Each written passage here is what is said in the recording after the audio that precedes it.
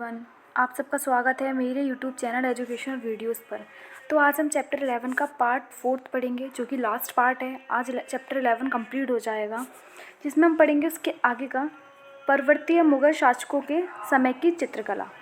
औरंगजेब के पश्चात शाह आलम, जिनका समय है 1707 से 12 ईसा, अत्यधिक विलासी हुआ। उसने कलाओं को आश्रय तो दिया, किंतु उसके समय की कला में पहले जैसी उत्कृष्टता न रही। इतिहासकार खफी खां ने लिखा है कि बादशाह राजकीय कार्यों में इतना अधिक लापरवाह था कि लोग उसे शाहे बेखबर कहने लगे थे। शाह आलम के पश्चात उसका पुत्र जहांदार शाह, जिनका समय काल है 1712 से 13 ईसा, शासन रूढ़ हुआ।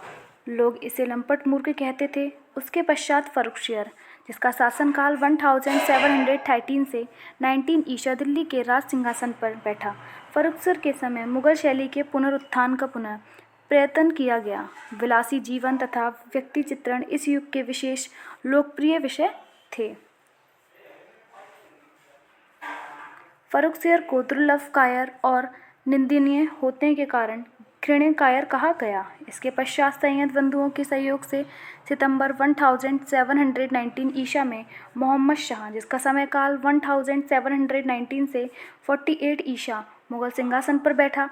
वह भी निर्बल और विलासी शासक था। हालांकि इसके समय भी कलाकृतियों का निर्माण चलता रहा। मोहम्मद शाह के समय में निर्मित यूसुफ की नीलामी 1734 ईसा, कागज़ पर टेम्परा। चित्रकार कौन थे? फ़कीर उल्लाह।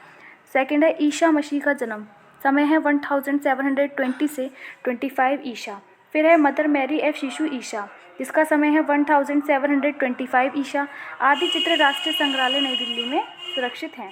इसके पश्चात अहमद शाह, जिनका समय है 1748 से 54 ईसा। फिर है आलमगीर तृतीय, जिनका समय है 1754 से 59 ईसा। फिर है शाह आलम तृतीय, जिनका समय है 1559 से 1806 ईसा।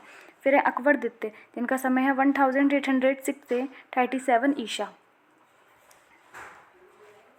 तथा बहादुर शाह तृतीय, जिनका समय है 1837 से 1857 ईसा, मुगल शासक हुए। बहादुर शाह तृतीय जफर को 1857 ईसा के विद्रोह में सहयोग करने के कारण अंग्रेजों ने कैद करके रंगून वर्मा की मांडले जेल में भेज दिया। यहीं 7 नवंबर 1862 ई को उसकी मृत्यु हो गई। इस अंतिम मुगल शासक के अवसान के साथ ही मुगल चित्रकला का भी अंत हो गया। फिर हम पढ़ते हैं मुगल चित्रकला की विशेषताएं। मुगलकालीन चित्रों के द्वारा हमें मध्यकालीन भारत में भौगोलिक, सामाजिक तथा सांस्कृतिक जीवन की स्पष्ट झलक मिलती है। इसके अतिरिक्त मुगलकालीन चित्रों के द्वारा हमें उच्च वर्गीय, मध्य वर्गीय तथा साधारण व्यक्तियों के विषय में जानकारी प्राप्त होती है। मुगल चित्रों के प्रमुख विषय दरबारी शान शौकत, बादशाह की रुचियाँ, सभी आदि रहा। पहला पॉइंट, दरबारी चित्र। मुगल चित्रकला में दरबारी चित्र अधिक बने। संरचना की दृष्टि से लगभग सभी मुगल दरबारी चित्र एक जैसे लगते हैं। इन चित्रों में सामंतवाद का प्रमुखता देने के लिए सम्राट को सदैव मध्य में सिंहासन पर विराजमान दिखाया जाता है। मुख्य बात यह है कि पूरे चित्र की संरचना में सम्राट का चित्र बड़ी सावधानी पूर्वक किया जाता है। उनके आसपास महत्वपूर्ण अमीरों को खड़े हुए दिखाया गया है। बगल में दाहिनी और सेवक को राजसी छाता लिए हुए खड़ा दिखाया जाता था। विशेषकर जब सम्राट को किसी राजदूत का स्वागत या किसी विशेष व्यक्ति को गले लगाते हुए चित्रित किया जाता था। अकबरनामा के एक चित्र में सम्राट अकबर को बालक अब्दुर्रहीम का स्वागत करते हुए दर्शाया गया है, जिसमें सम्राट को मध्य में बालक अब्दुर्रहीम को आशीर्वाद देते हुए दिखाया गया है। उनके आसपास महत्वपूर्ण अमीरों का चित्रण किया गया है। साथ ही भव्य कालीनों द्वारा मुगल दरबार का वैभव दिखाया है।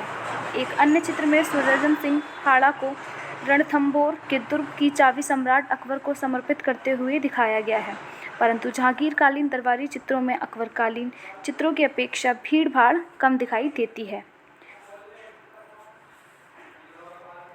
जहांगीर का दरबार, चित्र 107 शीर्षक चित्र की भव्यता दर्शनीय है। ये रहा चित्र 107 जहांगीर का दरबार का। चित्रकार कौन है? अबुल हसन और मनोहर। इस समय का है ये। संग्रह कहाँ है इस समय? Museum of fine arts, Boston. जहांगीरकालीन एक चित्र में मेवाड़ की विजय के पश्चात सम्राट जहांगीर को राजकुमार खुर्रम का स्वागत करते हुए दर्शाया गया है। इस चित्र में कलाकार मुरार ने झरोखे के निरूपण में जहांगीरकालीन विशेषताओं को दर्शाया है। झरोखे के दोनों ओर वास्तुकला के निरूपण में माता मैरी तथा प्रभु ईशा का चित्र लगाया गया है, जिसमें प्रभु ईशा ने हाथ में ग्लोब पकड़ रखा है। इस ग्लोब के चित्र का जहांगीर पर इतना प्रभाव पड़ा कि जैसे उसके नाम से परिलक्षित होता है, विश्व विजेता। उसने स्वयं को अनेक चित्रों में विश्व के सम्राट के रूप में चित्रित कराया। जहांगीरकालीन या दरबारी चित्र प्राय यूरोपियन शैली के प्रेरित है। जिस प्रकार कलाकार मुरार ने झरोखों को प्रदर्शित किया, वह ऐतिहासिक सुसज्जा का एक जीवंत उदाहरण है। कहने का आश्चर्य यह है कि अकबरकालीन चित्रों की अपेक्षा जहांगीरकालीन चित्र अधिक संतुलन, लय तथा सुसज्जा की दृष्टि से अधिक सुनियोजित ढंग से बनाए गए हैं। यह शैली शाहजहाँ काल में और अधिक विकसित रूप में दिखाई देती है, जिसका कारण था कि शाहजहाँ प्रत्येक चीज़ का सूक्ष्म निरीक्षण करता था। किस दरबारी को किस स्थान पर होना चाहिए, उसने अपने कलाकारों को इस बात का विशेष ध्यान रखने का आदेश दिया था। उदाहरण के लिए पाशानामा के एक चित्र में शाहजहाँ अपने 3 पुत्रों तथा आसफ खां का स्वागत करते हुए चित्रित किया गया है।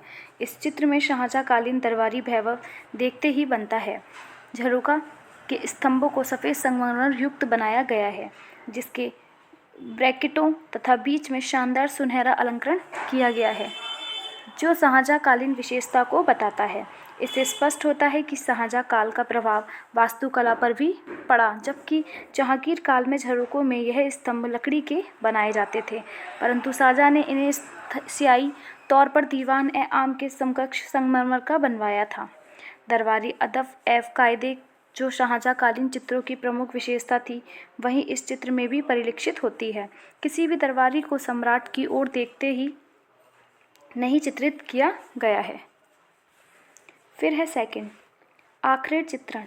आखरेट मुगल सम्राटों का प्रिय शौक रहा है और मुगल चित्रकारों ने भी शिकार का चित्रण दिल खोलकर किया है। इन चित्रों में बहादुर सम्राट की आकृति को मध्य में चित्रित किया गया है। अधिकांश चित्रों में वह घोड़े पर सवार या खड़े हुए चित्रित किए गए हैं। प्रकृति के सूक्ष्म चित्रण के साथ पशुओं के चेहरे की भाव भंगिमाएं तथा शिकार का उत्तेजनापूर्ण वातावरण चित्रित किया गया है। अकबर के शासनकाल में शिकार का एक अलग विभाग था, जिसमें शिकारी शिकार के नए नए तरीके खोजते रहते थे तथा शिकार खेलने के नए नए औजार का निर्माण करते रहते थे।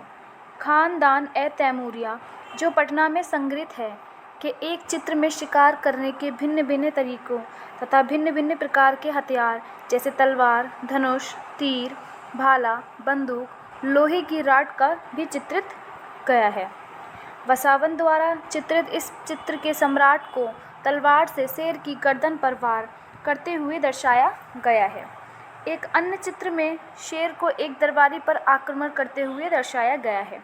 काले हिरण का चित्रण विशेष रूप में किया गया है। अकबरकालीन आखरेट चित्रों का चित्रांकन कलाकार वसावन, खुरद, कासा, धन्नूलाल, लक्ष्मण, मिसिकन, मुकुंद, पिदारथ, रामदास, सांबला तारा आदि कलाकारों द्वारा किया गया है। आगे देखते हैं। इसी प्रकार शिकार के दृश्य जहांगीर के शासनकाल में चित्रित किए गए हैं। जहांगीरनामा में शिकार से संबंधित अनेक चित्र चित्रित किए गए हैं। इसी तरह शाहजहाँ के शासनकाल में भी यह विषय चित्रित होता रहा। पातशाहनामा में चित्रित किए गए पालमपुर में काले हिरणों का शिकार चित्रण अत्यंत वास्तविक जान पड़ता है। यह चित्र दिल्ली के पालमपुर क्षेत्र का है, जो शाहजहाँ के शिकार का प्रमुख केंद्र था। जहांगीर काल की अपेक्षा शाहजहाँ कालीन चित्र अधिक यथार्थवादी जान पड़ते हैं। पर्सपेक्टिव का शानदार प्रयोग एवं सूक्ष्म निरीक्षण शाहजहाँ कालीन चित्रों की प्रमुख विशेषता को दर्शाता है। फिर है थर्ड, जानवरों की लड़ाइयों के चित्र। पशुओं की लड़ाई देखने भी मुगल सम्राट के मनोरंजन का प्रमुख साधन था। ये लड़ाई न केवल जंगली जानवरों में होती थी, बल्कि पालतू जानवरों में भी करवाई जाती थी, जिनमें हाथियों, ऊँटों, हिरणों, भेड़ों, पक्षियों आदि की लड़ाई होती थी। इन लड़ाइयों से संबंधित चित्र विश्व के विभिन्न संग्रहालयों में सुरक्षित हैं। इन चित्रों में पशुओं की स्वाभाविकता स्थिति का सजीव चित्रण मुगल चित्रकाल की प्रमुख विशेषता है। इन चित्रों में वह व क्रूरता के भाव स्पष्ट झलकते हैं। अकबर के शासनकाल में अकबर हवाई नामक हाथी को वश में करते हुए चित्र 108 शीर्षक चित्र चित्रित किया गया है। हवाई नामक हाथी अकबर के शासनकाल का सबसे महत्वपूर्ण हाथी था, जो अन्य हाथियों की अपेक्षा अधिक शक्तिशाली था। एक बार सम्राट अकबर ने इस हाथी की लड़ाई किसी दूसरे हाथी से कराना का आदेश दिया। सम्राट के आदेश का पालन करते हुए आगरा के लाल किले के मैदान में हवाई हाथी की लड़ाई रनबाग नामक हाथी से कराई गई। इन दोनों हाथियों में इतने भयावह स्थिति उत्पन्न कर दी गई, उन्हें वश में करना अत्यंत कठिन हो गया था। अंत में सम्राट अकबर ने हवाई नामक हाथी पर चढ़कर उसे नियंत्रित करने का प्रयास किया, परंतु वे दोनों हाथी लड़ते लड़ते इतने क्रोध हो गए कि वे लड़ते लड़ते पुंटुल को पुल पर चढ़ गए। ऐसा प्रतीत होता है कि वह पुल किसी भी क्षण टूट सकता था तथा सम्राट की जान खतरे में पड़ सकती थी। इसी घटना को कलाकार वसावन ने अकबरनामा में चित्रित किया है। जहांगीर काल में चित्रित किया गया ऊँटों की लड़ाई 1610 ईसा नामक चित्र पूर्णतः पार्शियन शैली से प्रभावित है। दोनों ऊँटों की टांगों में बंधी हुई रस्सी उनके महावतों के हाथों में है, जो उन्हें लड़ा रहे हैं। यह चित्र वर्तमान में छत्रपति शिवाजी महाराज वस्तु संग्रहालय मुंबई में सुरक्षित है। शाहजहाँकालीन पशुओं की लड़ाई से संबंधित चित्र अकबर तथा जहांगीर के चित्रों की अपेक्षा अधिक परिपक्वता लिए हुए भीड़-भाड़ युक्त दर्शाए गए हैं। फिर है ये चित्र 108 अकबर हवाई नामक हाथी को अपने वश में करते हुए। चित्रकार कौन है? वसावन। समय ये है, संग्रह कहाँ है? Victoria and Albert museum, London. Shahjahan के शासनकाल में चित्रित राजकुमार औरंगजेब सुधारक नामक हाथी का सामना करते हुए चित्र पूर्ण इससे भिन्न लगता है। इस चित्र में हाथियों की लड़ाई दर्शाई गई है। सुख सुंदर तथा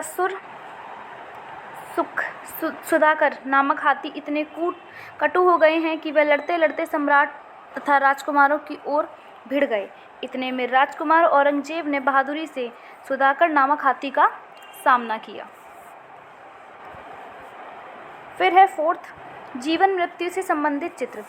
मुगल चित्रों में सम्राट की बीमारी तथा मृत्यु संबंधित चित्र भी चित्रित किए गए हैं, जैसे अकबर के शासनकाल में चित्रित खानदाने तैमूरिया खुदाबख्श खां प्राच्य लाइब्रेरी पटना में संग्रहित में सम्राट तैमूर का मृत्यु संबंधित चित्र।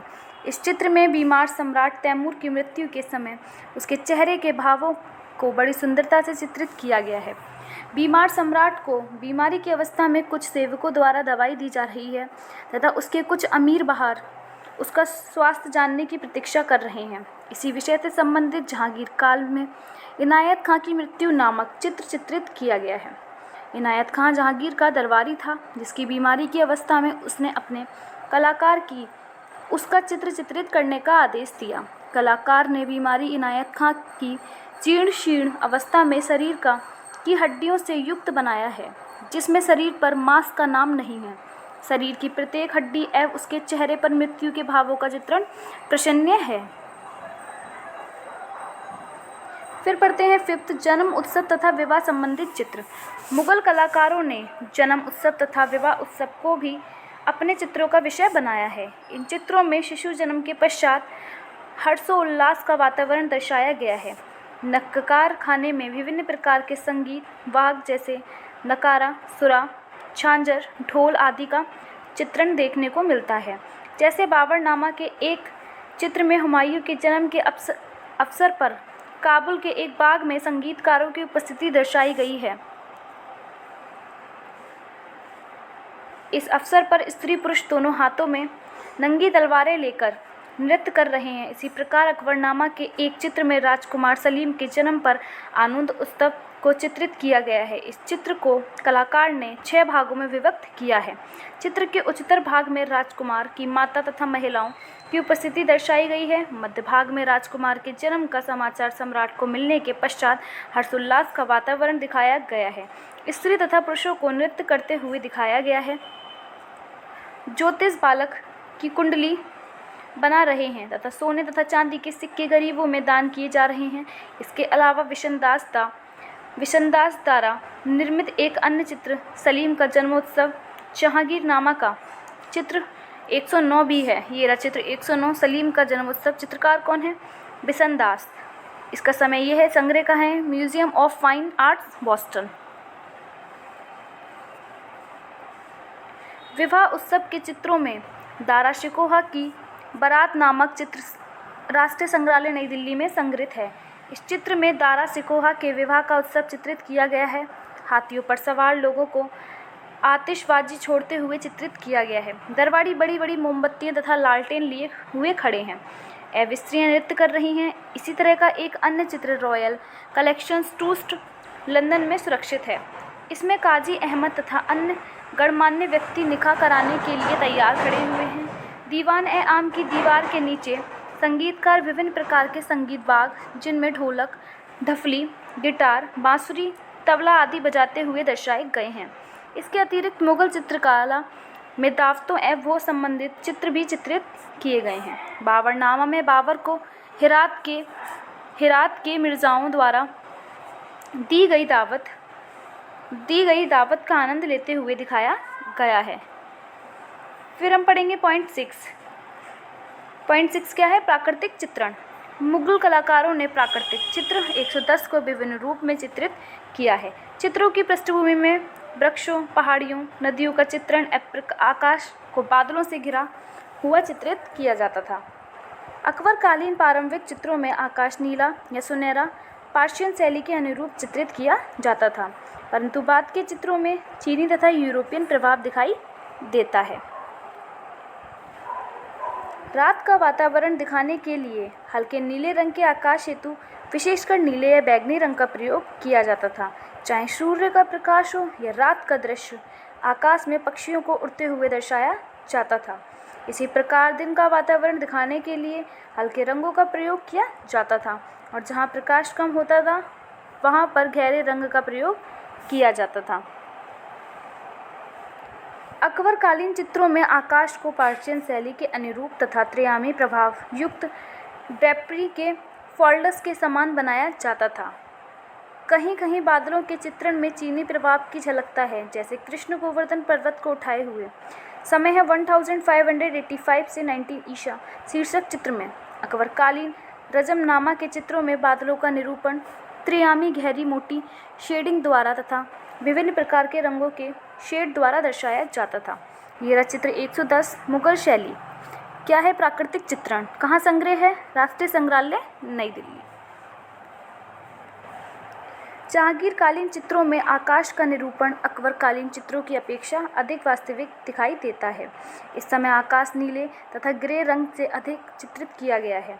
मोतीचंद्र के अनुसार कलाकारों ने आकाश को यूरोपियन तथा डच प्रभावों युक्त चित्रित करना प्रारंभ कर दिया था। किसी पशु पक्षी के चित्रण में आधे चित्र में आकाश दर्शाया जाता था तथा आधे चित्र में पहाड़ियाँ बनाकर उस पर पक्षी का चित्रण किया जाता था। शाहजहां के शासनकाल में आकाश को अत्यंत वास्तविकता तथा बादलों से घिरा हुआ चित्रित किया गया है। आकाश में नीला, पीला, सफ़ेद तथा बैंगनी एवं सुनहरे रंग का प्रयोग अधिक दिखाई देता है। उगते हुए सूर्य के प्रकाश की छटा घुली मिली दिखाई देती है। बारिश युक्त बादलों के निरूपण में सफ़ेद तथा ग्रे रंग का प्रयोग किया जाता था। 7 है पुष्प तथा वृक्षों का निरूपण। मुगल चित्र में वृक्षों का निरूपण विशेषता के साथ किया है। मोतीचंद्र के अनुसार विशेषकर शिकार के चित्रों में, उत्सव चित्रों में तथा पक्षी पकड़ने के चित्रों में वृक्षों का निरूपण अधिकांशतः भारी बड़े बड़े पत्तों तथा सीधे तनों वाला किया गया है। फारसी कला की तुलना में मुगल चित्रों में वृक्षों का निरूपण अधिक यथार्थपूर्ण हुआ है। इसका सबसे पहले उदाहरण बाबरनामा के चित्रों में देखा जा सकता है, जिनमें आम, अमरूद, इमली, जामुन, खजूर आदि के वृक्षों का निरूपण यथार्थपूर्ण है। प्रारंभिक मुगल चित्रों में फारसी तथा जैन चित्रों का प्रभाव दिखाई देता है। तूतीनामा के चित्र इसका स्पष्ट प्रमाण है, परंतु बाद के मुगलों चित्रों में वृक्षों का निरूपण अधिक स्वाभाविक जान पड़ता है। सूक्ष्म निरीक्षण जो मुगल चित्रों की प्रमुख विशेषता है, उसी से प्रेरित होकर वृक्षों की शाखाओं, पुष्प और पत्तियों की बारीकियों पर विशेष ध्यान दिया गया है। कलाकार बर्फीले स्थान, मैदानों तथा पहाड़ियों को पर्शियन शैली के अनुरूप बनाते थे। अकबरकालीन प्राकृतिक चित्रों में भारतीय प्रभाव स्पष्ट झलकता है। इससे सिद्ध होता है कि किस प्रकार भारतीय परंपरा शैली पर्शियन शैली पर हावी हो गई और अंत में भारतीय कला शैली ने पर्शियन शैली को अपने अनुरूप बदल लिया। ये रहा चित्र 111 उस्ताद मंसूर, लाल पुष्प, जिसका समय है ये। जहांगीरकालीन चित्रकारों ने पुष्पों का सूक्ष्म अध्ययन करके चित्रित किया गया है। जहांगीर ने स्वयं अपनी आत्मकथा में कश्मीर भ्रमण के समय पुष्पों का वर्णन करते हुए लिखा है कि इस घाटी में खिले हुए फूलों की गणना करना असंभव है। उसके शासनकाल में उस्ताद मंसूर ने लगभग 100 पुष्पों का चित्रण किया, जिनमें 4 तेहरान इंपीरियल लाइब्रेरी में तथा एक हबीबगंज संग्रहालय अलीगढ़ मुस्लिम विश्वविद्यालय में सुरक्षित है। लाल पुष्प चित्र 111 उसकी प्रतिभा का अद्भुत उदाहरण है। इसके अतिरिक्त शाहजहाँकालीन वृक्षों का बड़ा व भारी तथा भारतीय परंपरा शैली के अनुसार चित्रित किया गया है। कुछ पौधों के चित्रण में सूखे वृक्ष पद्धति का भी प्रयोग किया गया है। पारसी ब्राउन के अनुसार अकबर तथा जहांगीरकालीन चित्रों में शेडिंग में समानता है। शाहजहाँकालीन चित्रों में काली स्याही से भी चित्रांकन किया गया है, जिसमें उन्होंने उसी तिरछी रेखाओं द्वारा चित्रांकन प्रारंभ कर दिया। क्रॉस का यह प्रयोग यूरोपियन चित्रों से ग्रहण किया गया। आइन-ए-अकबरी में इसे खत पर्दाज कहा जाता है। फिर हम पढ़ते हैं 8th पशु पक्षी चित्रण। मुगल चित्रकला में पशु पक्षी का चित्रण विशेषता के साथ हुआ है। पशु पक्षियों का अकेला तथा ग्रुप में चित्रण अत्यंत सूक्ष्मता तथा वास्तविकता से किया गया है। उन्होंने ये रहा चित्र 112 मुगल शैली, नीलगाय। चित्रकार कौन है? मंसूर। संग्रह का है metropolitan museum of art, New York. पक्षियों को पकड़कर उनके मनोभावों का, उनके बैठने का तथा उनकी मांसपेशियों का सूक्ष्म निरीक्षण करने चित्रित किया गया है। उदाहरण के रूप में हुमायूं द्वारा एक कबूतर को पकड़कर उसका चित्रांकन करवाना। अकबरकालीन अनवर सुहेली के चित्र पशु पक्षियों की कहानियों पर आधारित हैं। इसी प्रकार बाबरनामा के अनेक चित्रों में अनेक पुष्प चित्रण तथा पशु पक्षियों को ग्रुप में चित्रित किया गया है। कहीं कहीं पर अकेले पशु पक्षियों का चित्रण भी मिलता है। राष्ट्रीय संग्रहालय नई दिल्ली में संग्रहित बाबरनामा के चित्रों में पशुओं का चित्रण अत्यंत शांत मुद्रा में किया है। चित्रों में सुंदर पक्षियों का चित्रण सजावटी तत्वों के रूप में भी किया जाता था। मुगलकालीन कलाकार जिन्होंने पशु पक्षी चित्रण किया, उनमें शंकर गुजराती, लाल धन्नू, अनंत शिवदास धनराज, जगन्नाथ, फरुखचेला, अनंत, मंसूर, प्रयाग आदि का नाम उल्लेखनीय है। अकबरकालीन चित्रकारों में बसावन का नाम अग्रगण्य है। उसने शिकार के दृश्यों का तथा जंगली जानवरों की भाव भंगिमा का अत्यंत सजीव चित्रण किया है। 1561 ईसा में ग्वालियर के निकट शिकार का चित्रण बसावन ने किया था, जिसमें जानवरों को आवेगपूर्ण तथा अधिकांश जानवरों को ग्रुप में चित्रित किया है। लाल चितेरा हिरणों के चित्रण करने के लिए प्रसिद्ध था। इसके अतिरिक्त कलाकार मिशिगन ने अपनी रेखा चित्रण को लयपूर्ण तथा प्रभामयी होने के कारण अन्य कलाकारों से भिन्न बनाया है। कलाकार सांवला अपनी लयपूर्ण रेखाओं के लिए जाना जाता था। उसके अधिकांश चित्रों में हरे रंग के साथ पीले रंग का मिश्रित प्रयोग हुआ है। बाबरनामा की जंगली भैंसे का चित्रण उसके महत्वपूर्ण चित्रों में से माना जाता है। सूर्य गुजराती द्वारा पक्षियों का जोड़ा तथा महेश द्वारा अकबरनामा के चित्रों में जंगली हाथी को पालतू बनाते हुए चित्र सर्वश्रेष्ठ माने जाते हैं। इसके अतिरिक्त फरुख बेग शिकारी चित्रण करने वाले प्रमुख कलाकारों में से एक था। जहांगीर काल में पशु पक्षी चित्रण में मंसूर का नाम अग्रगण्य है। उसने पशु पक्षियों की अनुपम चित्रकारी की, जो न केवल कला की दृष्टि से बल्कि जीव विज्ञान की दृष्टि से भी अद्वितीय है। उसने पशु पक्षियों का मनोवैज्ञानिक रूप से उनके मनोभावों का जो भावपूर्ण चित्रण किया है, वह अत्यंत दुर्लभ है। इन चित्रों में काला हिरन, नीलगाय चित्र 112, जैवरा, मोरनी, तुर्की चिड़िया, बाज पक्षी, साइबेरिया का बिरला सारस चित्र 113, साज पक्षी आदि सर्वोत्तम उदाहरण है। यह चित्र 113 उस्ताद मंसूर, साइबेरिया का एक बिरला सारस। संग्रह कहाँ है? संग्रह भारतीय संग्रहालय कोलकाता, कागज पर टेम्परा। कोई भी कलाकार पशु पक्षी चित्रण में ऐसी महारत नहीं रखता जैसी मुगल कलाकारों की थी।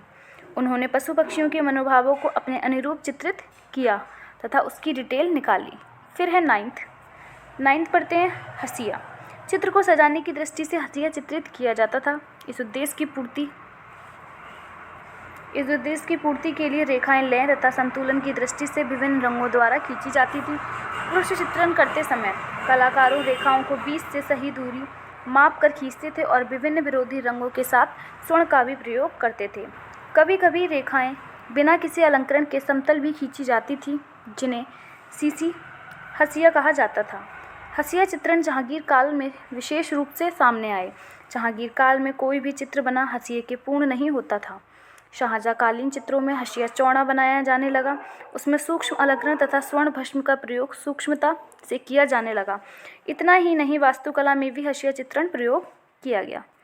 फिर हम पढ़ते हैं 10th मानव आकृतियाँ। मुगल कलाकार मानव शरीर को अपनी सुविधा अनुसार 8 भागों में बांट लेते हैं। पहला है चेहरा, दूसरा है सिर, तीसरा है नाक और ठोड़ी, चौथा है गर्दन सीना, पाँचवा है नाभि, छठा है गुप्तांग और घुटने, सातवां है पिंडली, आठवां है पैर। मुगल कलाकारों ने अधिकांश चित्रों में इसी नियम का पालन किया है। आकृति को चित्र की अपेक्षा प्रभावपूर्ण दिखाया जाता है। शिकारी चित्रों में व युद्धों के दृश्यों में आकृति भिन्न भिन्न मुद्राओं में दिखाई देती है। जैसी आकृति खड़ी हुई या बैठी हुई चित्रित की जाती थी तो उसके हाथ गोद में रखे हुए दिखाई जाते थे। शिकार तथा युद्ध संबंधित चित्रों में आकृतियाँ आसन्न मुद्रा में दिखाई देती है। फिर हम पढ़ते हैं 11th है आपका व्यक्ति चित्रण। मुगल कालीन सभी सम्राटों ने व्यक्ति चित्रण पर विशेष बल दिया। यद्यपि व्यक्ति चित्रण की परंपरा प्रचार प्रसार पर्शिया फारस में हुआ, इसके अतिरिक्त पर्शियन चित्रों में भी व्यक्ति चित्रों का निरूपण किया गया। भारतीय चित्रों में व्यक्ति चित्रों का प्रसार पहले से ही विद्यमान था। जैसे महाभारत के अनुसार चित्रलेख ने कई राजकुमारों के व्यक्ति चित्र बनाए थे, जिससे राजकुमारी उषा के स्वप्न में आए राजकुमार की पहचान की जा सके। अंत यह कहा जा सके कि व्यक्ति चित्रण भारतीय चित्रकला में पहले ही विद्यमान था। मुगल चित्रकारों के लिए व्यक्ति चित्रण कोई नवीन प्रक्रिया नहीं थी। मुगल दरबारों में जो कलाकार मौजूद थे वे व्यक्ति चित्रण में दक्ष थे। इनमें अब्दुस समद, मीर सैयद अली, वसावन, अकारजा, फरुख बेग, विशनदास आदि का नाम अग्रगण्य है। मुगल चित्रकला में यथावत एवं वास्तविकता चित्रण पर विशेष बल दिया गया है। मुगल चित्रकार आकृति में चेहरा प्राय एक चश्म को बनाते थे, परंतु फिर भी भिन्न भिन्न प्रकार के, जिनमें 1.5 चश्म चेहरे, सवा चश्म चेहरे, उल्टे चेहरे आदि प्रमुख हैं। एक चश्म इसके अंतर्गत आकृति के चेहरे का आधा भाग दिखाया जाता था, या कभी कभी आकृति की स्थिति के अनुसार हल्की सी बाईं आँख भी दिखाई जाती थी। सवा चश्म इसके अंतर्गत एक ओर से पूरा चेहरा दिखाया जाता था तथा दूसरी ओर से हल्की सी कनपट्टी तथा थोड़ी दिखाई जाती थी। 1.5 चश्म इसमें मुखाकृति एक ओर से बनाई जाती थी तथा दूसरी ओर से थोड़ी दिखाई जाती थी। उल्टा चेहरा आकृति को पीछे उल्टा सिर्फ सिर दिखाया जाता था। अबुल फजल द्वारा लिखित आईन अकबरी के विवरण से पता चलता है कि व्यक्ति विशेष का निरूपण कलाकार द्वारा सूक्ष्म निरीक्षण का परिमाण था। अबुल फजल आगे लिखता है, स्वयं सम्राट अकबर ने व्यक्ति चित्रण के लिए कलाकारों को बैठकें दी। अबुल फजल के इस कथन से स्पष्ट होता है कि वास्तविक चित्रण के प्रति सम्राट की कितनी रुचि थी। सम्राट अकबर ने अपने परिवार तथा राज्य के सम्राट व्यक्तियों की चित्रधार तैयार कराई। इस संदर्भ में अबुल फजल ने लिखा है, इस चित्रधार के माध्यम से जिन व्यक्तियों की मृत्यु हो चुकी थी उन्हें नव जीवन मिला तथा जो जीवित थे उन्हें ख्याति प्राप्त हुआ। अबुल फजल ने अकबर के दरबार में व्यक्ति चित्रण के विषय में उल्लेख किया है कि वसावन व्यक्ति चित्रण का प्रमुख कलाकार था। इसके अतिरिक्त माधव, लाल, सांवला, नन्हा आदि अकबर के दरबार के व्यक्ति चित्रण के प्रमुख कलाकार थे। सम्राट जहांगीर को अपने पिता के समान व्यक्ति चित्रण में विशेष रुचि थी। उसने नूरजहां चित्र 114 की कई छवियां तैयार करवाईं। इसके अलावा जहांगीर ने अपने दरबार के अनेक कुलीन एवं समृद्ध पुरुषों का चित्रधार तैयार कराया, जिसकी पुष्टि जखीरतुल खवानीन से हो जाती है। इसके आधार पर जहांगीर ने कुलीन पुरुषों की चित्रधार को देखते हुए अब्दुल्ला खां तथा राणा रामदास, जिन्होंने दक्षिण में संतोषजनक कार्य नहीं किया था, उनके चित्रों को चित्रधार में शामिल करने का उद्देश्य दिया। इसके अतिरिक्त जहांगीर ने अपने चित्रधारा में कुलीन पुरुषों, सफाविद शासकों तथा राजकुमारों के चित्र भी तैयार कराए। उसने विशनदास को शाह अब्बास तथा उसके साम्राज्य के सम्राट पुरुषों के व्यक्ति चित्र बनाने के लिए पर्शियन फारस भेजा। उस चित्र को उसके सेवक को दिखाया गया तो उसने सजीव कह कर उसकी प्रशंसा की। सम्राट शाहजहाँ को प्रारंभ से ही व्यक्ति चित्रण में रुचि थी। पातशाहनामा में इस तथ्य का उल्लेख किया गया है। शाहजहाँ ने व्यक्ति चित्रण के लिए कलाकार को बैठकें दी।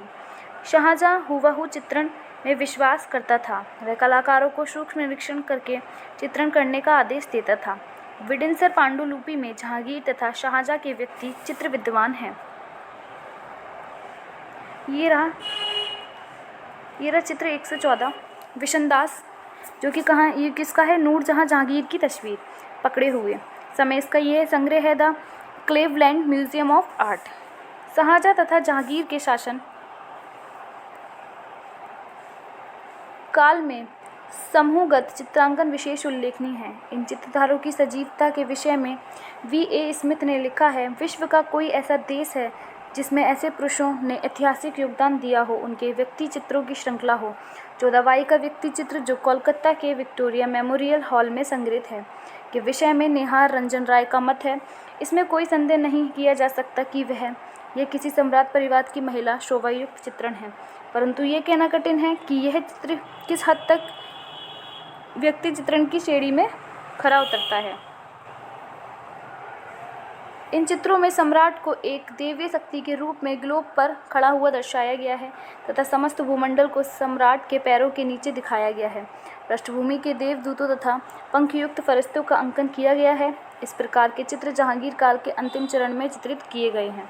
इन चित्रों में सम्राट का आभा मंडल लगाए हुए चित्रित किया गया है। यद्यपि आभा मंडल भारतीय मूर्तिकला में पहले से ही प्रयोग होता था, परंतु मुगल चित्रकला में इसका प्रयोग छाया प्रकाश के साथ सूर्य एवं चंद्र की किरणों युक्त किया गया है। इस प्रकार का चित्रण चित्रमन, गोवर्धन तथा अबुल हसन द्वारा किया गया। इन चित्रों में सम्राट की दैवीय स्थिति तथा साम्राज्य का वैभव का आभास होता है। इसके अतिरिक्त मुगल चित्रों में हाथों पर अलंकारित आभूषण तथा बाज पक्षी को हाथ पर बैठे हुए या पुरुष हाथ में लिए हुए चित्रित किया गया है। इन चित्रों में पृष्ठभूमि प्राय समतल रखी है तथा चित्रों में सुनहरे एवं हरे रंग का प्रयोग अधिक किया गया है। पृष्ठभूमि में पुष्प पौधों के चित्रण में पर्शियन कला का प्रभाव है, जो विशेषकर जहांगीरकालीन चित्रों में दिखाई देता है। फिर हम पढ़ेंगे 12 चित्रकार। मुगल दरबार में हिंदू तथा मुस्लिम दोनों चित्रकार के कलाकार थे, जो देश के विभिन्न कोनों में संबंधित थे। इसके अतिरिक्त विदेशी कलाकार भी चित्रशाला में कार्यरत थे। आरंभिक रेखांकन, पृष्ठभूमि, आकृतिक निर्माण, व्यक्ति चित्रण व पूर्ण वृह रेखांकन लघु चित्र कार्यशाला में विभिन्न कलाकारों की योग्यता पर बांटा गया था। कुछ कलाकार तो ऐसे भी थे, वे लंबे काल तक चित्रों का निर्माण करते रहे, जो अकबर के शासनकाल में कलाकार मौजूद थे। उनमें से 52 कलाकार जहांगीर के शासनकाल में भी चित्रित का निर्माण करते रहे और कुछ कलाकारों शाहजहाँ की चित्रशाला में कार्यरत रहे तथा 12 कलाकार औरंगजेब के शासनकाल में कार्य कर रहे थे। 327 मुगल कलाकारों में से 201 कलाकार हिंदू थे, जिनके नामों से पता चलता है। अकबर 145 हिंदू कलाकार, 115 मुस्लिम कलाकार। जहांगीर 43 हिंदू कलाकार, 41 मुस्लिम कलाकार। शाहजहाँ 17 हिंदू कलाकार, 18 मुस्लिम कलाकार। औरंगजेब 8 हिंदू कलाकार, 4 मुस्लिम कलाकार। कहा जा सकता है कि अन्य मुगल सम्राटों की अपेक्षा अकबर के शासनकाल में हिंदी कलाकारों की संख्या अधिक थी। चित्रशाला में कलाकारों का चयन उनकी प्रतिमा को देखकर किया जाता था। विदेशी कलाकारों को भी चित्रशाला में चित्रण करने का अवसर दिया जाता था। अकबरकालीन चित्रशाला में विदेशी कलाकारों में से अधिकांश पर्शिया फारस में से आए थे, जिनमें मीर सैयद अली, ख्वाजा अब्दुल समद, अकारिजा आदि प्रमुख थे। 1500 AD ईसा में फरुख बेग नामक कलाकार ने जहांगीर का दरबार ग्रहण किया, जो काबुल से आया था, तथा मोहम्मद नादिर समरकंदी नामक विशेषी कलाकार ने जहांगीर तथा शाहजहाँ दोनों के शासनकाल में कार्य किया। फिर हम पढ़ते हैं 30 क्या है? चित्रों पर कलाकारों के हस्ताक्षर की परंपरा एवं हस्ताक्षरित चित्र। चित्रों पर कलाकारों के हस्ताक्षर का उल्लेख सर्वप्रथम मुगल शैली में मिलता है। भारत में इससे पहले भारतीय चित्रों पर कलाकारों के हस्ताक्षर प्राय दुर्लभ हैं। चित्रों पर कलाकारों के हस्ताक्षर प्राय 2 श्रेणी में पाए जाते हैं। पहला, प्रथम श्रेणी के वे हस्ताक्षर हैं जो कलाकारों ने स्वयं किए अथवा किसी के द्वारा हस्ताक्षरित किया गया। सेकंड, तृतीय श्रेणी में वे हस्ताक्षर हैं जिनमें चित्रशाला के दरोगा या लिपिक द्वारा किए गए या स्वयं चित्रों पर सम्राट के हस्ताक्षर, चित्र का विशेष तथा तिथि आदि का अंकन मिलता है। इस प्रकार की परंपरा जहांगीर के शासनकाल में मंसूर, विशनदास एवं अबुल हसन के चित्रों पर दिखाई देती है। संवत यह परंपरा पर्शियन थी जिसे मुगल कलाकारों ने ग्रहण किया था। अकबर के शासनकाल के प्रारंभिक चित्रों में ख्वाजा अब्दुल समद के हस्ताक्षर मिलते हैं। मुगल चित्रों का अध्ययन करने पर यह ज्ञात होता है कि चित्रों पर हस्ताक्षर करने की परंपरा जहांगीर के शासनकाल में पूर्ण विकसित हो गई थी और कलाकार परंपरागत फारसी शब्दों का प्रयोग करके व्यक्तिगत नामों के हस्ताक्षर करते थे, जैसे बांदा ए इखलास, सत्यनिष्ठ दास, कमतरीन बंदा, तुच्छ दास, फ़कीर उल हकीर, गरीबों में सबसे गरीब आदि।